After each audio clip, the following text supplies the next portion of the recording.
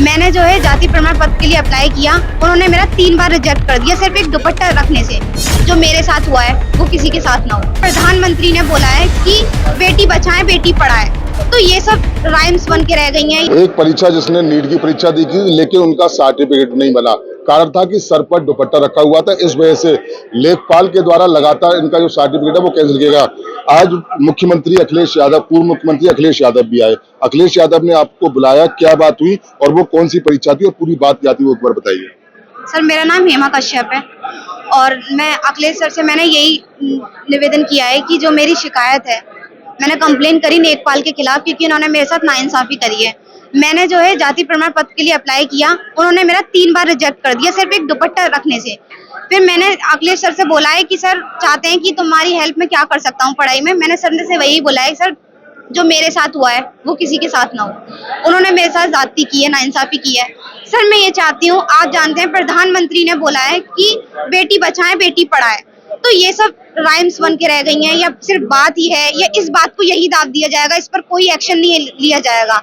बाकी गर्ल्स होती हैं सर, आवाज नहीं उठाती हैं, बैठ जाती हैं, लेकिन सर मैं जानती हूँ, मैंने इससे सफर किया है। मैं बैठने वालों में से नहीं हूँ, ना मैं किसी से डरने वालों में से हूँ। मैंने एक्शन लिया है, मैं अपनी बात को रख रही हूँ सिंपल वे में। मुझे इंसाफ चाहिए, इसके खिलाफ सख्त कार्रवाई करी जाए। बाकी आगे किसी के साथ नहीं हुआ ऐसा। आपने जाति प्रमाण पत्र के लिए अप्लाई किया था, परीक्षा वो कौन सी थी जिसकी आप तैयारी करी? सर मैंने नीट के लिए अप्लाई किया था और मैं वो नहीं दे पाई, उसकी डेट निकल गई। और मैं यही कहना चाहूंगी सर, जाति प्रमाण पत्र आपका नहीं बना, इस वजह से आप उस परीक्षा से वंचित रहे। जी सर मेरा जाति प्रमाण पत्र नहीं बना, सिर्फ एक फॉर्म था। अगर वो उस पे साइन कर देते या उसको वो बनाने में मेरी हेल्प कर देते तो इतना कोई बड़ी बात नहीं थी। एक सर पे दुपट्टा रखना हिंदू संस्कृति भी है और कहाँ ऐसा मना करा गया है या कहाँ ऐसा लिखा हुआ है कि सर पे दुपट्टा रखने से कोई डॉक्यूमेंट नहीं बन सकता या आप किसी फील्ड में नहीं जा सकती। क्या सर मैं अपना करियर नहीं बिल्ड कर सकती? या हम मिडिल क्लास फैमिली से हैं तो हमारी बात यहीं दब जाएगी, आगे नहीं बढ़ी जाएगी। मैं इसलिए ये भी कहती हूँ, बाकी गर्ल्स के लिए भी मैं एक मोटिवेशन देती हूँ कि कभी नहीं डरना है। अपने लिए एक्शन नहीं लेंगे तो किसके लिए लेंगे? हमारा ये राइट है, हमें हक है अपनी बात रखने का। मैं अपनी बात सही तरीके से रख रही हूँ, इसके खिलाफ कार्रवाई और मुझे इंसाफ मिले। मैं यहाँ तक पहुंची हूँ। समाजवादी पार्टी के जो वो शायद अब्बास हैं, उन्होंने मेरी इतनी मदद करी है। मैं यहाँ तक जो पहुंची हूँ मैं उनकी वजह से ही पहुंची हूँ। मैं डीएम के पास गई शिकायत लेके, मैं किसी से नहीं डरती हूँ।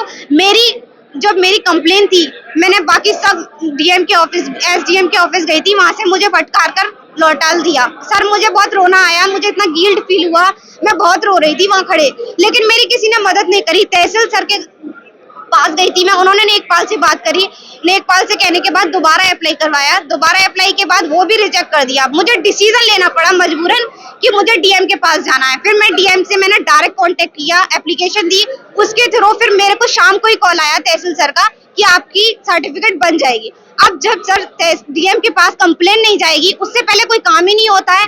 अब लेखपाल ने ये भी बात कही थी कि आपको कोई नहीं जानता है यहाँ पे जिस एरिया में आप रहती हैं। फिर डीएम के पास शिकायत जाने के बाद वो सब कहने लगे कि हाँ आपको जानते हैं, आपको ये आपके रिश्तेदार हैं, ये लोग हैं। फिर सब कहने लगे कि आपको सब जानते हैं। उससे पहले मुझे कोई जानता ही नहीं। कितने बार आपने अप्लाई किया और रिजेक्ट कितने बार किया गया? सर मैंने 3 बार अप्लाई किया, तीनों बार मेरा रिजेक्ट कर दिया। बना आपका जाति प्रमाण गया, अभी भी प्रोसेस है? हाँ सर बन गया, लेकिन बड़ी मेहनत करने के बाद, बहुत मेहनत करने के बाद। अब आप ये बताएं, उस बन गया ठीक है, उसका क्या फायदा? जब मैं एग्जाम नहीं दे पाई, उसका फायदा क्या है? बन गया लेकिन लेट बनाए। ये चीज अगर वो पहले कर देते तो एक किसी की लाइफ बच जाती ना सर, कोई एग्जाम में बैठ पाता। मुख्यमंत्री, ये मेरा उनसे यही कहना है, इस चीज के खिलाफ उनकी कार्रवाई करी जाए और मैं शिकायत करना चाहती हूँ। इसलिए मैं यही कहता हूं कि साक्षात को प्रमाण की जरूरत नहीं होती। ये जीता जागता उदाहरण है। जिस तरीके से ये हेमा कश्यप है, इन्होंने 3 बार जाति प्रमाण पत्र को अप्लाई किया लेकिन लेखपाल के द्वारा वो रिजेक्ट कर दिया गया। कारण यही था कि ये सर पर दुपट्टा पहने हुई थी और दुपट्टा पहनने के कारण इनका जो फॉर्म है वो बार बार रिजेक्ट किया गया। लेकिन बाद में जब ये अलीगढ़ डीएम डीएम बनने के बाद इनका, हालांकि अब जाति प्रमाण पत्र तो बन चुका है, लेकिन कहीं ना कहीं जो नीट की परीक्षा है ये उससे पूरी तरह वंचित रह चुकी है। आज अखिलेश यादव अलीगढ़ आए थे एक निजी कार्यक्रम में, वहां इनसे भी मिले क्योंकि कहीं ना कहीं जो TV9 पर लगातार डिजिटल पर जो खबर चली उनका उन्होंने संज्ञान लिया। संज्ञान लेने के बाद इनको बाकायदा बुलाया गया और इनकी सुनी भी गई। तो कहीं ना कहीं ऊपर से, क्योंकि हेमा से मेरी बात हुई, इनका भी साफ तौर से कहना है कि बेटी बचाओ और बेटी पढ़ाओ का नारा लगातार चल रहा है, लेकिन जो प्रशासनिक अधिकारी हैं उनके कानों पर जू नहीं रंग रही।